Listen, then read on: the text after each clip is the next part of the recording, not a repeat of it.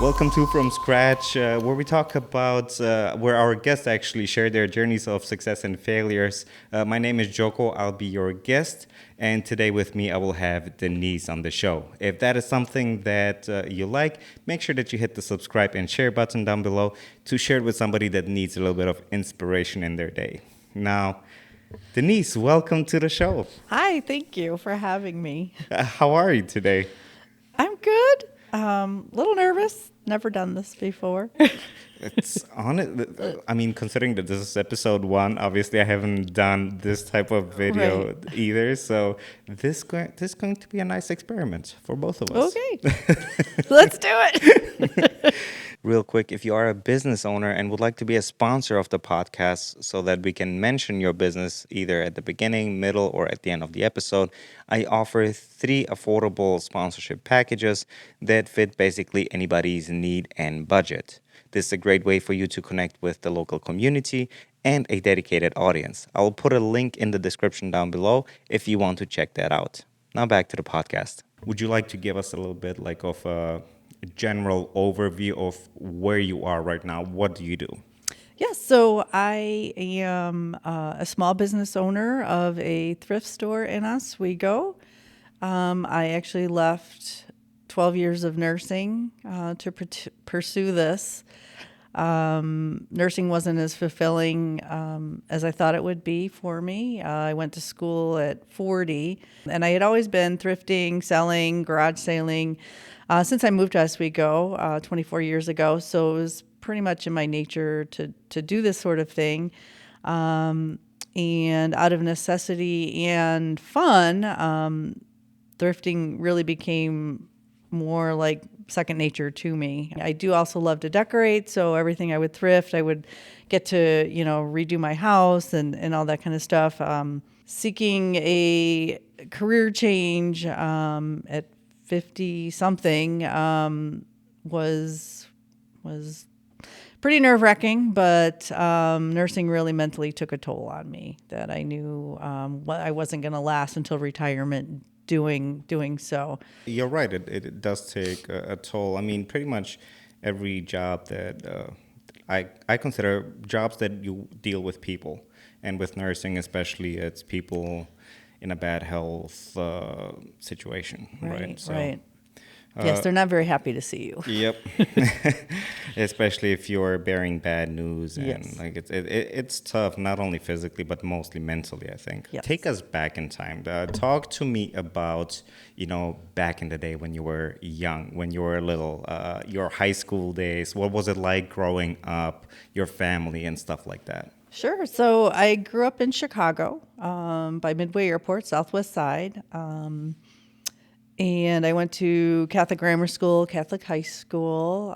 My parents moved from Bridgeport to the Clearing, neighborhood where my mom still lives, actually. My dad was a Marine and a perfectionist, so I learned a lot of his skills and nuances, survival skills, and basically how to fix things and do things from him. Being a daughter and not having a son, I was basically his son that he never had. A lot of fun we had. I'm still friends with my grammar school friends today. We were a very close-knit neighborhood family. We were defined by parishes and whatnot. And I do have a sister. She's a few years younger than me. She still actually plays 16-inch softball. Oh, wow. Yes, at Wentworth Wow. Park. Good for her. I'm like, yeah, I mean, basically, I'm Gen X. We were raised by wolves. Came home when the, lights went out and that sort of thing. But we had a great time. We made it work and we survived, so to speak. And my high school education, Queen of Peace, was priceless. I do attribute it to my feeling of being able to do and accomplish anything. It was an all-girls school, and they basically gave us the confidence, and knowledge to do, whatever we wanted to do. So I never felt that there wasn't anything I couldn't do if I tried. Speaking on that note, actually, what were your dreams like back then? You said they made you feel like you could achieve anything. What were some of your aspirations, your dreams back then that felt like you could do? Well, since college wasn't really promoted, I'll be honest, I didn't have any major aspirations. I have dated my husband and I are married 30 years, actually next June 2nd. Nice. And we met in high school. So basically, back in that, it was more like we lived carefree. We didn't, my parents weren't college educated, so there wasn't that push to go to college and to choose a career. So I'll be honest, we really just kind of lived, in high school, and we had parties and we danced. We had the mixers at the high schools and stuff, and we really got to be teenagers. We knew that there was always a way to make a living back then. You could make a living without a college degree.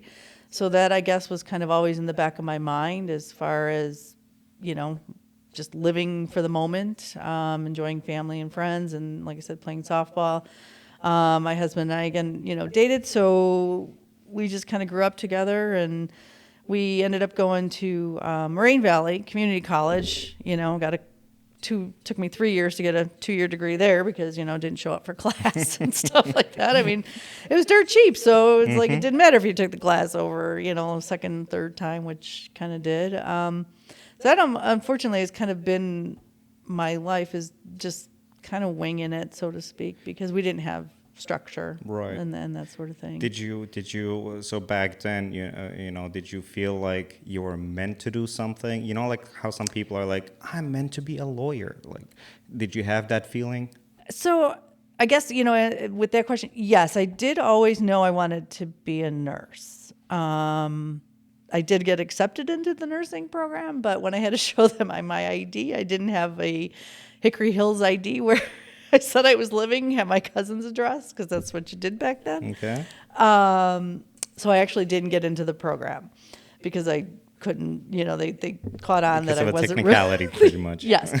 So yes, I did always know I wanted to be a nurse. I did become a CNA after that, but I really couldn't handle the aspect of people dying. It was pretty bad. I was in a really dark place. I learned that I just couldn't handle the fear of dying, and I just kept feeling it too much in a personal level, that I was dying, or I saw my parents dying. It was too emotional for me to handle, as far as the blood and guts and that sort of thing. That wasn't an issue. It was the emotional immaturity that I had dealing with, I guess, death and dying and that sort of thing. It wasn't until after I lost my father that I realized my biggest fear no longer existed. Losing a parent was always my biggest fear, and without that, I knew I could do it. So having a failed business, small business, as a nail technician, I knew I had nowhere to go but up. So I went back and tried nursing school again at that point, and that aspect, like I said, didn't bother me. It was our healthcare system that ended up ruining me. How long? So you said nail technician business? Yeah. When I was pregnant with my son in 1998, I went to nail school. It was about a 10-month program, because I was working downtown as a secretary and had my daughter. And, the benefits of daycare versus what you're going to get paid afterwards didn't add up. So I was fortunate enough to just to do that part-time. I would work in the evenings. My husband worked during the day, and then I did have family that would watch, my daughter, and eventually my son too. When I had him, they were close by, and in the city. We still lived in the city back then. And unfortunately, when the economy, we had that Great Recession in 2007, we saw a lot of our business go by the wayside because of what, nails and that sort of thing was a luxury. It wasn't a necessity. So I had to make a decision. I needed to try to borrow more money or just kind of let it go. And I'm glad I let it go, because my husband, even though he was in he was in construction, didn't really go back to work full time, after I even closed the salon. So it was a good thing, because I would have had to close it anyway, even if I decided I wanted to try to, beg, borrow, and steal more money, to keep it going. So was that, I wouldn't call it a failure. It's more like experience. Experience. Right. Did that experience kind of, once you shut that down, did you feel like you were forced now to go into nursing, for the financials? Or Yes. was it more like, you know what, that didn't work out. Now let me work on my dream. Like, I've wanted to become a nurse. Let me see what I can do with that. Yes, that's exactly what it was. I took it as a sign, like, all right, like I said, I have nowhere to go but up. So let's pursue that. To be sure, I wanted to be a nurse, because again, it did, like I said, freak me out, so to speak. I did phlebotomy first. I took a course at, again, Wabanzi, to become a phlebotomist, because I figured, well, if I don't want to be a nurse, at least I know this is a career that I could stay in and make a living. But if I obviously want to go further, then I knew that it was a stepping stone, to go further. So it was through that, and I did my clinicals at one of the local hospitals, that I realized, oh God, no, I want to be a nurse. So, I was excited, and that sort of thing. It regenerated my wanting to be a nurse. Just instinctually, there's a lot of things that just were in me, taking care of my sister, taking care of my grandmother at 12 years old, like that I just knew medically, that looking back, it's like, oh, these kids today, they don't know that. I kind of took it for granted that these were things I knew, that I thought maybe everybody knows that, but Turns no, out. definitely was, geared, in my DNA or whatnot. When seen from a side, people think, oh, she's got it all figured out. Did you have a moment where it felt like, yes, I actually do have it all figured out? I wouldn't say that I ever thought I had it figured out, but I felt like I was being led to do what I was meant to do, because not everybody's willing to take risks and that sort of thing. I've kind of always, been outspoken. And again, I guess I just, knew that I had that family support system that was always going to support me no matter what I did. I was never afraid to fail. I do attribute that to my family. I guess there was just always that security, that I never doubted, that I was going to be alone, or something traumatic would happen, to make me do whatever it was Right. that I did. To follow your dreams. Yeah. So I'm sure, I mean, on the path to success, there's a lot of ups and downs, obviously. And we've all been there, where it's like, wanting to quit. Right. Right. And you briefly mentioned before, the death of your father is something that, although it's a tragic moment, it set a higher bar for you emotionally, because then it's when you realize, you know what, like, it is a scary moment, Right. but I gotta keep on moving. And I think it's those moments that make us realize that we're capable of far more than we think we are. Right. So it's going back to the nursing, and towards the end of it, obviously, when you were about to quit, I'm sure it didn't come like overnight. No, right? no, So, it definitely, like, gradually, just like like a terminal illness. Right, right. You have the feeling like it's going to get This, better. Hopefully, it's going to get better. This, that. What kept you going right. in those moments? Financially, they say you do what you got to do when you have to do it. It's sometimes you have no choice, and for the longest time, I didn't have a choice financially. I was in a position where this I had to work, or I had, to keep this position. There wasn't, there wasn't an option.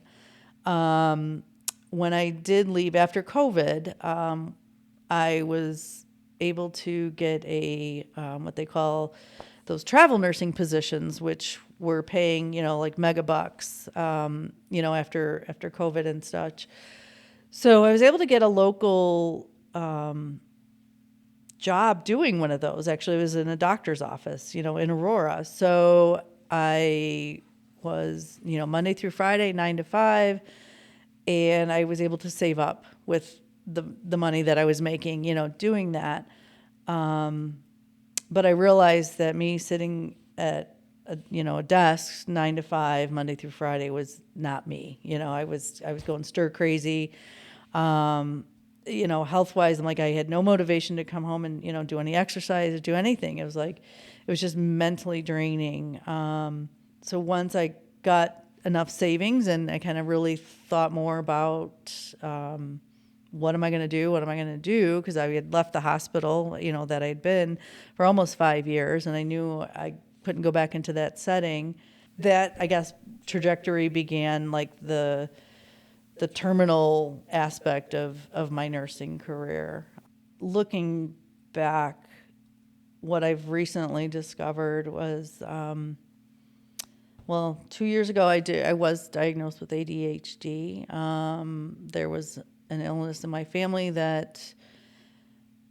a family member that caused me to look further inward.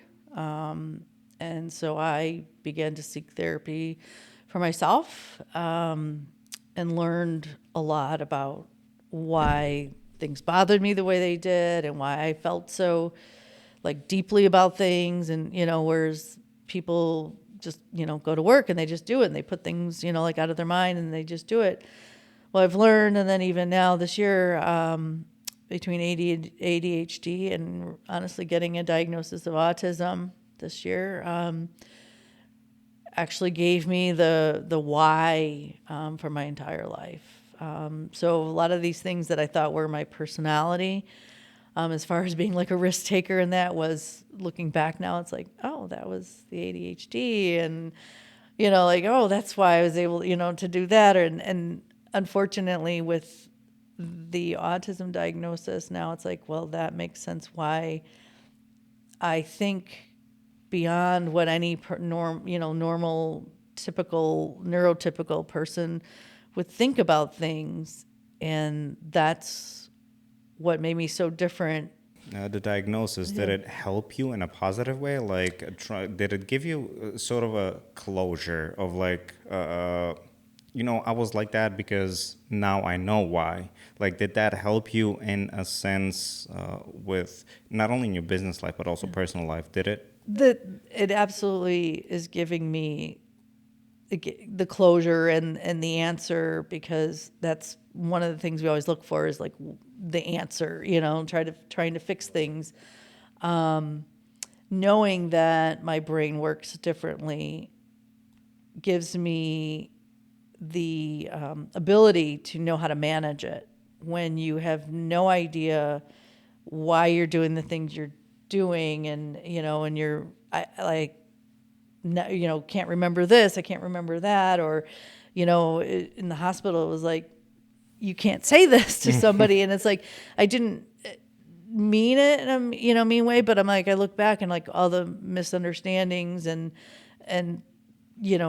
troubles and aggravation I'm sure I caused a lot of people along the way, was more so because of my frustration, with myself.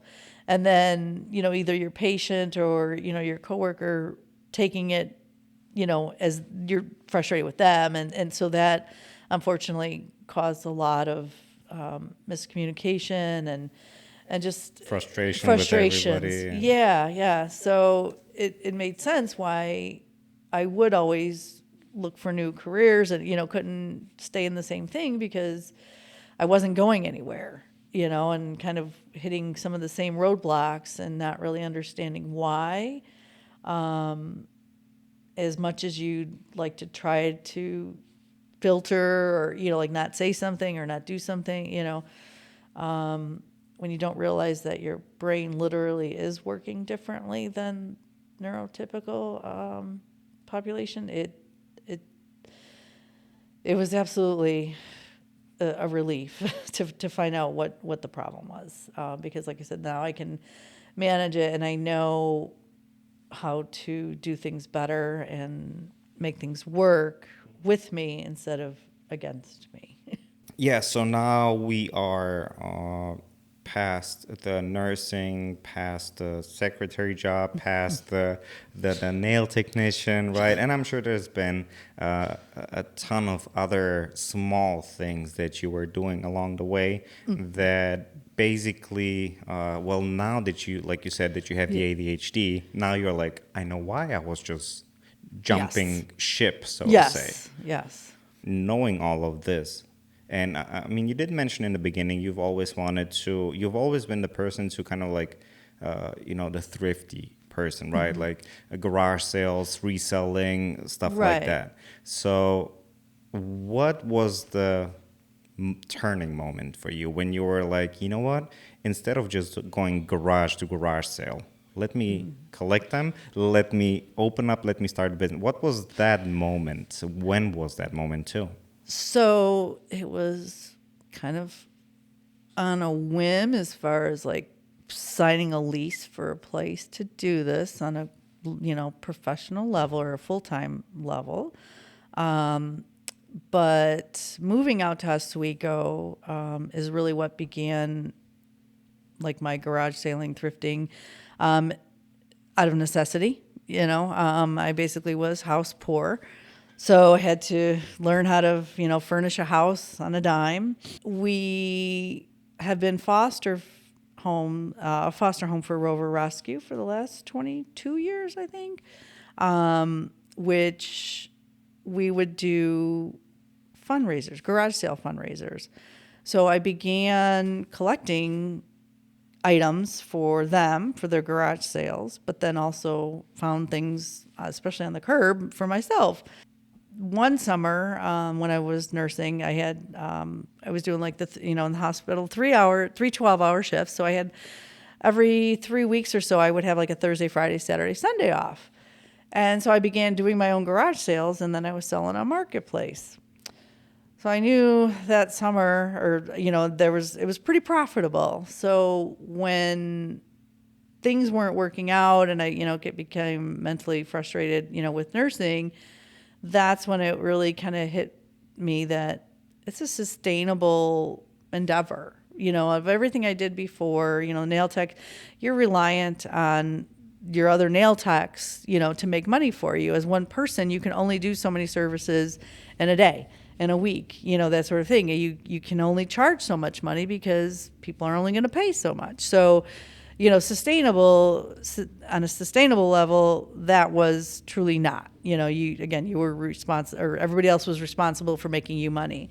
This aspect, turning basically free items into cash, was pretty sustainable, and seeing how well we would do at these fundraisers, for our rescue, like there's always stuff to be had. People are always getting rid of things. That is never going to stop. So between setting up the garage sales for Rover, like I said, on a volunteer basis, it was like I definitely had the skills already, and then with all of the other things that I've done, just was bad at my, financially managing money. That's been the biggest challenge I've had. Well, I feel like that is something that we're all struggling with because we all want to have everything at once today. Yes. Right? Yes. So it's, but now, how long have you had the thrift store for? Like, Yeah. when did you sign the lease? So it'll be 3 years in this December that we opened. December Okay. of 2022, we opened our doors in a small location downtown Oswego. Okay. The following May, I knew right away I needed a bigger space. But the following May, I had actually found our location, which is in a light industrial park. So it was bigger space. The rent was remarkably more reasonable compared to the amount of space Right. that I had that I was paying for.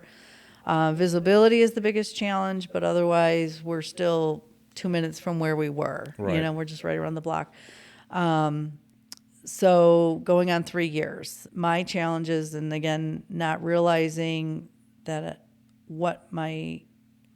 not having a definition to what my struggles were from a management standpoint. Communication for me has been the biggest challenge of overcoming, to be able to communicate what I need done.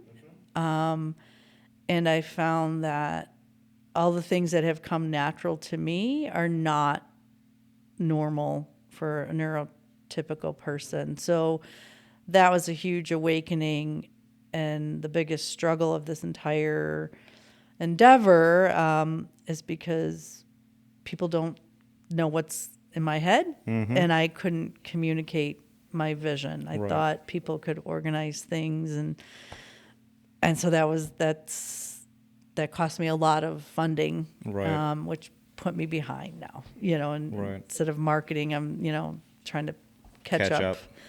Yeah. Yeah, I So understand.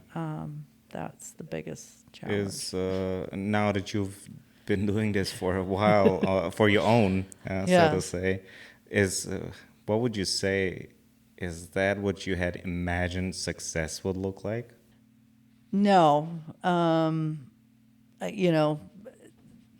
just I guess just having the dollars come in, I guess, was my definite, was my original thought, like, of success. But seeing where I am mentally, and facing my challenges of what held me back career-wise, like my entire career in life, that's what I'm hoping to see be a success, is to be able to manage people in a way that is positive, and communicating my vision, so that it can be had, and come to fruition, because I've got a really big plan in my head, and there's a lot of good that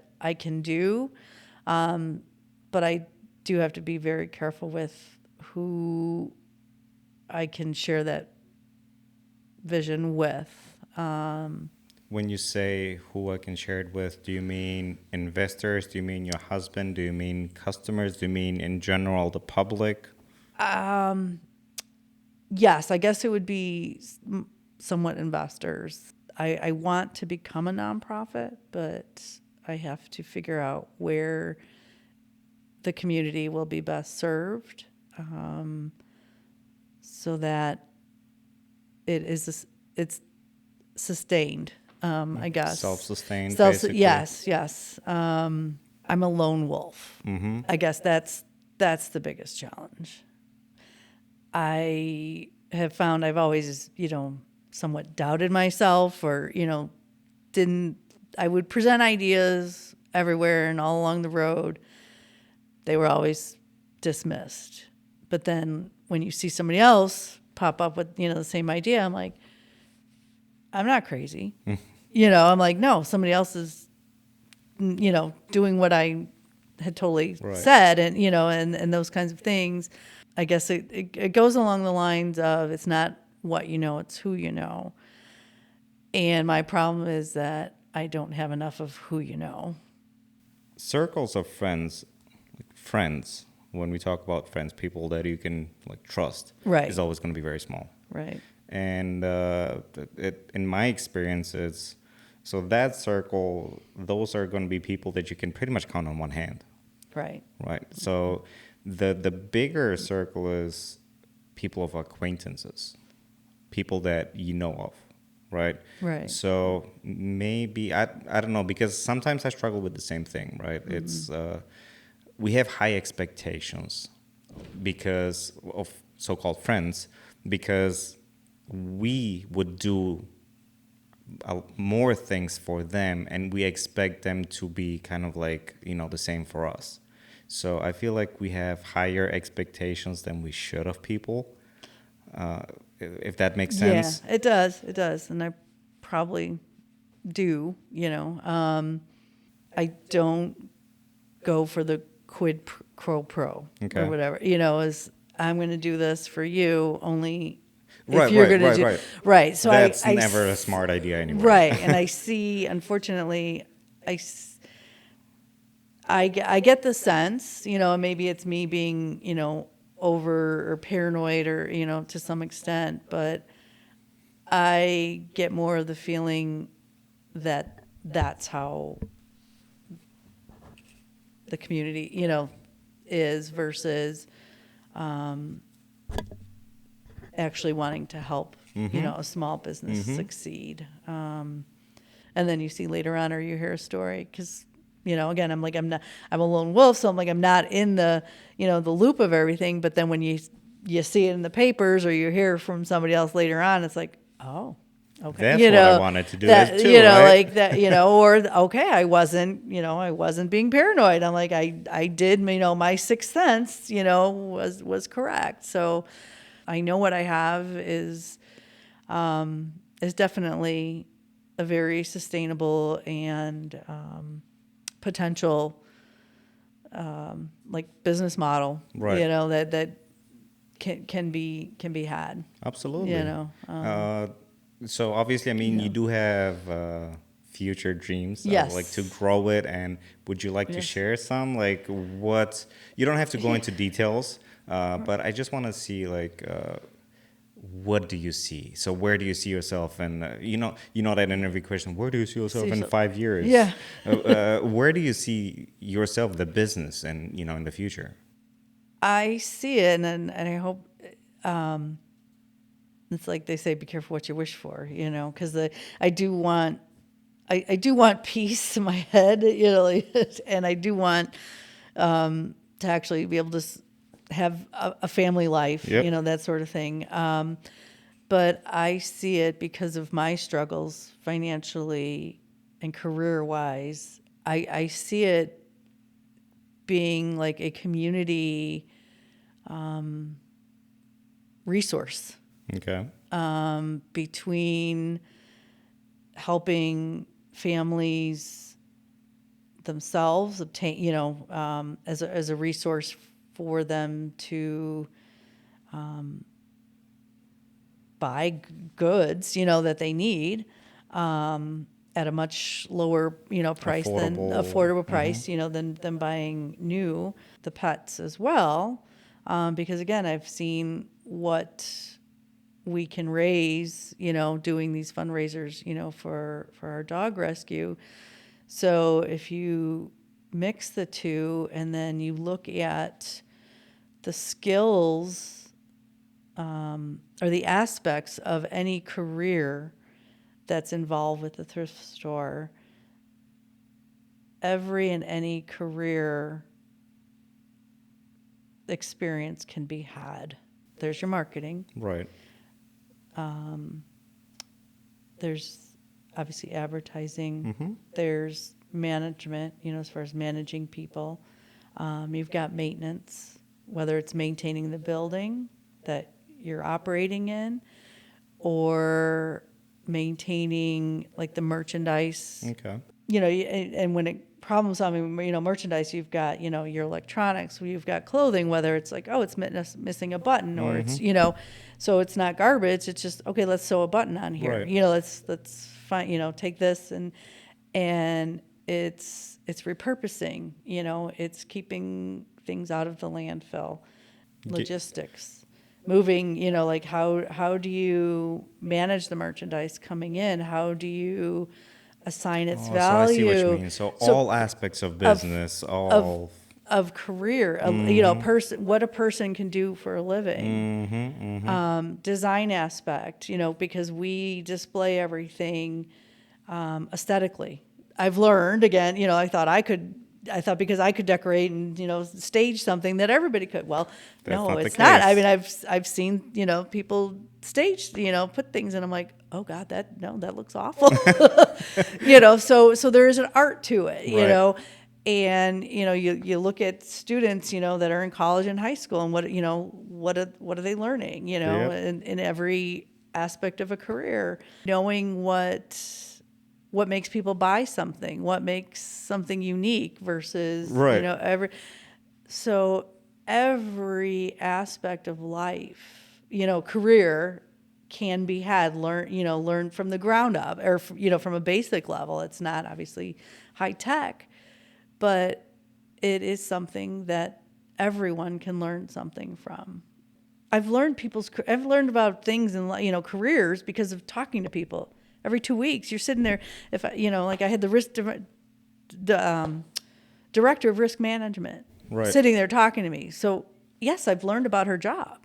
So it's like so there was a lot of things, yeah, like in that regards, like they look at me like who are you? Like you didn't go to school for this, you didn't go to school. It's like, well, through osmosis and through talking to somebody, listening to what they would talk about, I'm like, I understood and I was fascinated by it. Right. If it wasn't anything I was fascinated by, then forget it. But Right. those kinds Just of things right over your head. were definitely always interesting to me, Yeah. and that's why I couldn't understand why I couldn't go anywhere in life, because I'm like, I know all this stuff, but So personality wise, right.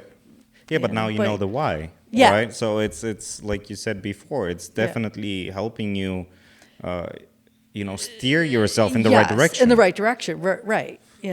So before it was like why am I thinking like that? Is this wrong? Like the self doubt was bigger, I would Right. say. Would Yes. you agree? Yes, for sure. Because like I said, I'm like, okay, yeah, maybe I'm wrong. Okay, but no, at this endeavor, like I said, I'm like, I would never. I haven't backed down. I'm like, my Right. family it's been hard, and but I'm like, if I knew, I am sensible. I feel like I do know when something is not right, and it's not gonna work. But it's like, no, there's no reason why this can't work with the right steps in place. And the challenges for me, is that I'm doing this alone. I don't have a bunch of friends and girlfriends, Right. that can come over and help me do this. So I'm putting out fires. I'm trying to, manage a family and, and be there for them without the money. Because Yeah. it's like, oh, if I knew how to manage the people properly, like I would have been able to get things done. If everything has always gone right, you've never had to, oh wait, think about where I need to move next. How do I fix this? Well, then no, you've never developed those skills, and it's just a matter of being handed to you, I guess, at that point. That's a very good point that you bring up because I am on the same mentality and the same approach because, I mean, yeah, luckily some people go through life, we think, on an easier path because everything Right. gets handed to them. But to me, failures or downs are just as important as the ups. Because, like you Yes. said, it's like, how would you know if something is good if you haven't experienced the bad? Right. Like, how would you know that, you know what, having my own business is much better than putting in the same work for somebody else and not only not being compensated enough for it, but also, like, why are you doing it in the first place, right? So, whereas it's different if, say, you just gave your kid, like, this business, like, hey, here's the business. Like, Right. they don't know No. what it takes to, right? So, and this is, well, this is exactly why Yeah. I'm calling the podcast what it really Yeah. takes to grow from nothing to something. Because Yeah. how would we know success if we haven't experienced failure? Exactly. I mean, and that is, the huge truth, and those are, and my inspiration has come from, granted, I mean, they're movie stars or whatever, but these people who have, been successful, but I look at, and I've watched documentaries about where they came from. That's the inspiring thing, and that's honestly has been what has kept me going. And there are people, that, yeah, can't understand that. But yeah, this is what you have to go through. Like you have to, just like an athlete, you have to train. You have to do this 24/7, eat, live, breathe your business until you can get to a point, and that is the goal, the impatience, from family, like, when are you going to be done? When are you going to be Right. done? And when are you going to not be doing this? It's like, well, as soon as I can get it working, the way it should, without me there, every second of the day. But It's a it's sacrifice. a, it is a huge sacrifice, and along the way, I'm like, this is what I'm doing. I'm like, I'm like, I'm not, like, I'm not backing down at this Yep. point. Yep. Because I've, again, come to, realization about a lot of things, personal issues and whatnot. And yeah, this is what I'm doing. I do feel like there is somewhat of a higher power, like, driving me, to do this. And I can't do anything on a small scale because that's part of the Southwest side of me. Uh, what would you, how should I say it? Because I don't want it to sound cliche, like, what do you recommend to somebody starting from nothing? But, having that in mind, what would you tell somebody that is trying to, to build something up from the ground up? You have to be willing to do all the dirty work that nobody wants to do. And honestly, the Shawshank Redemption, I do put myself in Andy's position. You do have to swim through a tunnel before you can get to the outside, because that's what it takes. There's really nothing less, and everybody I've seen, or my people, like I said, that I've been inspired by, I'm like, that's pretty much what they've done. They've found a way. They haven't given excuses. They've given answers, and come up with solutions. So if you're not solution driven, then you will not succeed, because you have to keep pivoting and finding out, and what way works, that never ending questioning, and wanting to know why or how, something works or is what you have to have. Is that you know something, knowing your diagnosis, your Mm. current state of the business, well, obviously your past experiences, if your 10-year-old self were to pop into the room, what would you tell her? Never stop asking why, because the why leads to knowledge. That's where you gain the knowledge, when you start asking why, and you find answers to other things. You could just continually learn and move forward. When you accept what is and don't feel like you need to know why anymore, then maybe that's it. Maybe that's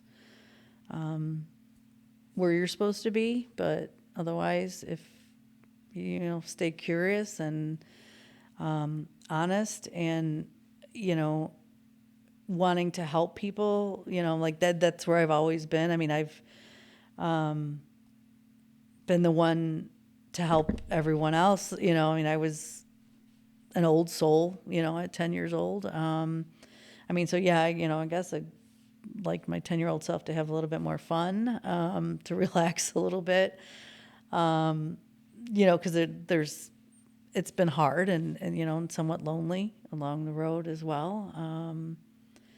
But just keep learning and challenging yourself, and every, twist and turn has a something that's A new to lesson in offer, it, a right? lesson in it. Yeah. Do you think? Yeah. Would you say there is one? Because I know it's hard to condense and put everything into like one specific sentence. But do you feel like a lot of the issues or problems or even successes, like, do you think there is one common lesson between them all? What would that lesson be? To keep persevering. I mean, as much as I've felt in some ways I wanted to give up, and that's what I hear is just is to keep going. If you believe it, keep going. I am seeing doubters, becoming less doubtful. So to just keep moving, and don't stand still. Well, those are some wise words that I feel like we can all agree with, and I would like to close the show with this with these remarks because I feel like we went deeper than we both thought in the beginning. Yeah. So Denise, Yeah. thank you for coming Yeah. on the show, and I hope you got something out of it because I did get a ton out of it. Awesome. Just I like, did as well, and like I said, I feel like I'm being drawn into things, and opportunities are presented to me. where So hopefully this. where can people find? So your business is Oh. called Mixed Market Thrift, and it's out of Oswego. Yes, yes. So we're at 27 StoneHill Road, which is right behind Oswego High School. Route 71 is the main street that the high school is on. We're basically in the backyard of the high school. There's, a little industrial park. So finding us there, and then on our Facebook page, if they just basically look us up there. Our website, I said, it exists, but it's basically under construction and just gives our hours and location sort of thing. But our Facebook page shows our merchandise and our specials and kind of what's going on and stuff like that. So. Well, definitely go check out Denise's Facebook page, even the website. I'm sure there's some info that somebody will find useful. So that would conclude the show for today. Thank you everybody for watching. If this inspired you and gave you an idea of and gave you hope, that is a very good point. Yes. Yes, and I've never given up hope. Hope, say that. Oh my gosh, that's really been my biggest thing. Absolutely. Is hope. I do feel like there's hope. I've never given up. Absolutely. So, make sure that you subscribe down below. Share this story with somebody that you feel like needs a little bit of inspiration and hope, like Denise says. And I will see everybody in the next episode.